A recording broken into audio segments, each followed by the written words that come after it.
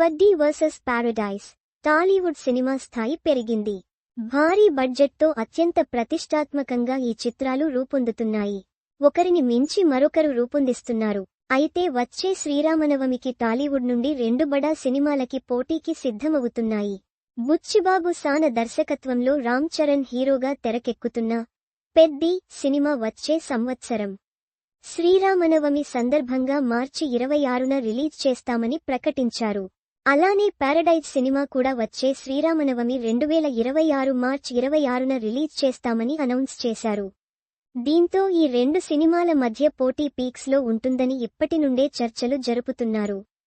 Natural star Nani ఈ మధ్య family ఆడియన్స్కు దూరంగా వెళ్తున్నారు. ఆయన సినిమాలలో రాను రాను వయోలెన్స్ మరీ ఎక్కువైపోతుంది. మొన్నొచ్చిన హిట్ 3 టీజర్ చూశాక వామ్మో అక్కడున్నది నానియేనా అని అందరికీ అనుమానాలు వచ్చాయి. పారడైజ్లోను నాని పాత్రని చూసి అందరూ అవాక్కయ్యారు. నాని ఏంటి ఇంత వయోలెంట్గా మారాడని అందరూ ముచ్చటించుకున్నారు. ఈ సినిమాతో నాని రికార్డ్స్ క్రియేట్ చేయడం ఖాయంగా కనిపిస్తుంది. మరోవైపు రామ్ చరణ్ నటించిన పెద్దిపై కూడా భారీ అంచనాలు ఉన్నాయి. గేమ్ చేంజర్ అంతగా ఆడకపోవడంతో ఆ సినిమా తర్వాత వస్తున్న పెద్ది సినిమాపై అంచనాలు పీక్స్లో ఉన్నాయి. ఈ రోజు శ్రీరామనవమి సందర్భంగా గ్లింప్స్ విడుదల చేశారు. ఇందులో రామ్ చరణ్ మరోసారి తన నట విశ్వరూపం చూపించి అదరగొట్టాడు. అసలు Buchibabu taking, Ram Charan performance, Rahman BGM Peddi సినిమాపై అంచనాలు పెంచేసింది.